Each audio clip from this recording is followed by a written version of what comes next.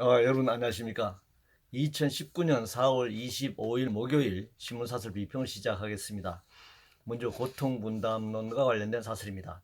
한국경제신문은 차 노조 파업 아닌 고통분담해야 일자리 지킬 수 있다 이렇게 주장하고 있네요. 경제위기 노동자 고통 전담론이 다시 확산되고 있습니다. 1분기에 마이너스 경제 성장을 기록했죠. 그리고 한국 경제는 물론이고 세계 경제 상황 자체가 공황적 위기에서 지금 벗어나지 못하고 있는 상황입니다. 그래서 그것은 자본의 위기를 말하는 것이고, 자본은 이 위기를 다시 극복하기 위해서 노동자들에게 고통을 증가시키는 그런 이데올로기를 유포하고 있습니다. 고통 분담은 그동안 고통당하지 않고 부를 축적해 놓은 세력이나 집단이 분담해야 하는 것이죠. 흉년이 들고 민중들이 어려울 때는 부자들이 또 국가가 곳간을 흘러서 백성들에 나누어 줘야 하는 것입니다. 착취와 수탈을 당해온 세력이 분담한다? 이 말이 안 되는 것이죠. 자동차 노조가 아니라 자동차 자본이 먼저 고통 분담안을 내놓아야 한다 이렇게 말씀드릴 수 있습니다.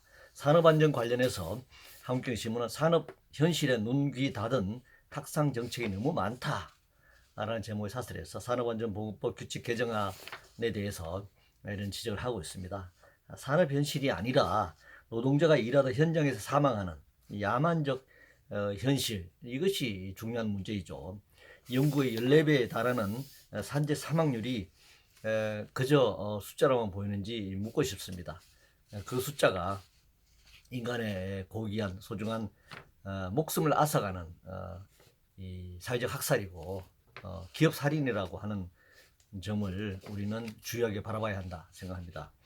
정책 관련해서 한국경제신문은 정부도 기업도 빨리빨리 조급종에서 벗어나야 한다는 제목의 사설에서 삼성전자의 새 스마트폰 갤럭시 폴드 출시가 연기되는 사태를 지금 얘기하고 있습니다. 그러면서 주 52시간의 무리한 근로시간 단축 제도와 시급 1만 원 공약 이걸 연달아 비판하고 있네요. 문제 있는 제품의 출시가 연기된 그것과 반드시 해야 할 정책을 동일선상에 놓고 얘기하는 거, 이건 어불성설입니다. 정말 아무데나 이 노동시간 문제와 최저임금 문제를 지금 걸고 넘어지는데요. 주 50시간 단축도 아닐 뿐 아니라 법정 노동시간 주 40시간이기 때문에 주 52시간도 12시간 노동시간 연장이라고 하는 사실을 다시 한번 반복하고자 합니다. 추경과 관련해서 조선일보는 나라 국간 활짝 열자며 비까지 내 3년 연속 추경을 하고 있다 이렇게 비판하고 있습니다. 추경을 비판하지 말고 조세 부담률이 낮은 점을 비판해야죠. OECD 평균 조세 부담률에 훨씬 미치지 못하는 그런 정도 예산을 편성해 놓고는 계속 추경을 얘기할 수밖에 없고, 또 하나는 탈세 이 부분을 그대로 눈 감고 소위 말해 지하 경제를 그대로 방치한 상태에서 지금 그 추경 문제만 공격할 문제는 아니다 이렇게 생각합니다. 태양광 관련해서 조선일보는 태양광 보조금 중국이 빨아들이고 우리 기업은 파산 상태다. 이것이 탈원전 때문이다 이렇게 주장하고 있는데, 사실 태양광을 위한 기반 조성이 되어 있지 않은 상태이기 때문에 불가피하게 중국의 태양광 관련된 제품들 이제 수입해 올 수밖에 없는데, 향후에 태양광을 확대해야 되기 때문에 기술 투자 이 부분을 주요하게 정부 정책으로 이것이 뒷받침돼야 하는 것입니다. 미군의 군사적인 그 독자 훈련과 관련된 사설입니다. 조선일보는 미군은 사도훈련 보란 듯 공개, 미 대사는 한국 치안을 모르겠다라고 한 부분에 대해서 한국 정부를 비판하고 있네요. 한국이 이 미국 식민지가 아닌 한 이런 사실을 두둔하거나 방관해서는 안 될 문제입니다. 한미 간의 군사훈련 관련된 한미 상호 방위 조약이든 주둔구 소파 협정이든 또 연합사든 다 어떤 원칙 합의 하에서 훈련이 진행되는 것입니다. 물론 미국의 이 보이지 않는 이 힘이 강압이 작용하고 있습니다만 한국 정도 모르고 한국군도 모르고 청와대도 모르는 상황에서 미군이 남한에서 독자적으로 군사훈련을 전개한다. 이걸 뭐 식민지로 생각하지 않은 한은 이런 짓을 할 수는 없는 것입니다. 당연히 항의하고 문제 제기해야 한다. 이런 재발 방지 약속을 받아내야 한다. 이렇게 생각합니다. KBS 관련해서 중앙일보는 정파방송 변질한 KBS 국민 수신료 받을 자격이 있는가? 라고 지금 비판하고 있는데, 정파적으로 방송을 운영한다면 당연히 비난받아야죠. 국민의 수신료로 운영되는 공영방송 KBS이기 때문입니다. 출연진이나 방송 내용 등의 편파성이 있다면 방송위원회가 제재를 가해야 한다고 생각합니다. 그러나 이런 정치적 편파성보다는 노동, 농민, 장애인 등 소위 말하는 사회적 약자들, 소수인들에 관련된 그런 보도나 방송이 제대로 되고 있는지, 이것이 과연 균형이 맞는 것인지 이걸 먼저 지적하는 것이 순서다 이렇게 생각합니다. 공수처법과 관련해서 중앙일보는 국회의원 자신은 속된 위선의 공수처법이다 이렇게 비판하고 있고, 매일경제신문도 대통령 친인척 의원들 뺀 반쪽 공수처 국민이 납득하겠나라고 비판하고 있습니다. 당연히 이게 문제 있는 법안입니다. 현행법으로 안 돼서 그런 게 아니죠. 물론 특검을 통해서긴 하지만 이명박 박근혜 다 구속됐습니다. 공수처법이 없어서 그동안에 구속 못 시키는 것이 아니죠. 안 해서 그런 겁니다. 의지가 없어서 그렇고, 또 이건 사실은 어떤 면에서 모두가 부패해서 법 집행을 하기가 어려운 그 나물의 그 밥이어서 서로 봐주고 서로 눈 감아주고 해서 그렇게 된 것이잖아요. 이명박 박근혜가 구속된 것이 이 공수처법이 없는 상태에서도 가능했다. 물론 이것은 특검 때문이 아니라 특검을 만든 국민의 촛불 항쟁의 결과이기는 합니다만, 공수처법을 만들더라도 그것을 임명하는 대통령의 권력이 있고, 또 그 권력과 결탁된 그 주변인들이 부패했다면 공수처법도 사실은 작동하기 어려울 것입니다. 시스템 반도체와 관련해서 동아일보는 시스템 반도체 세계 1위 창의 생태계 구축이 관건이다라는 제목의 사설에서 삼성전자가 반도체 비전 2030을 지금 발표했습니다. 정부 학교가 창의적인 기술 인력을 육성해야 한다. 뭐 산학협동 같은 걸 지금 주장하고 있네요. 매일경제신문은 비메모리에서도 재현돼야 할 한국 반도체의 기적이라는 제목의 사설에서 역시 이런 내용을 뒷받침하고 있습니다. 삼성이 세계 1위로 올라서는 계획을 세운 것은 뭐 기업으로서 당연한 일이라고 생각합니다.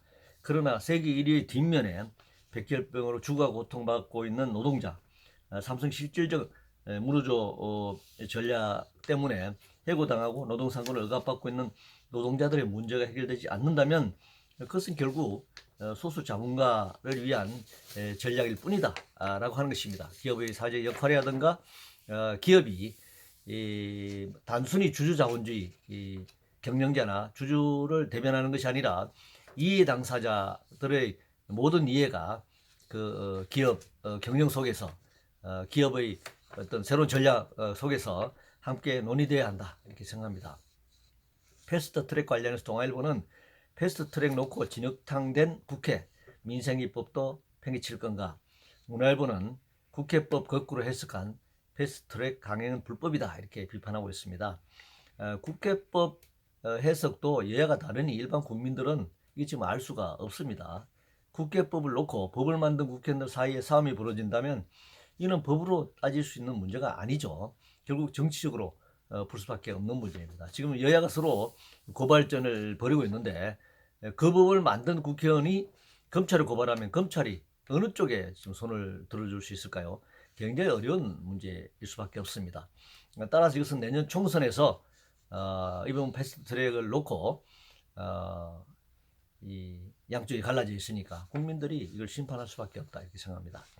교과서 관련해서 문화일보는 한강의 기적 빼고 촛불 넣은 초등교과서 당장 시정해야 한다 이렇게 주장하고 있네요. 박진희 부산 독재정권의 재벌 위주 경제 성장만 강조해 놓았다면 당연히 이것은 빠져야 할 문구죠. 노동자 전체의 분신이 상징하듯 한국의 이 고도 경제 성장 과정에서 착취당한 노동자들, 여성 노동자들의 이야기가 없다면 그것은 역사를 정당하게 제대로 기술한 것이 아니다.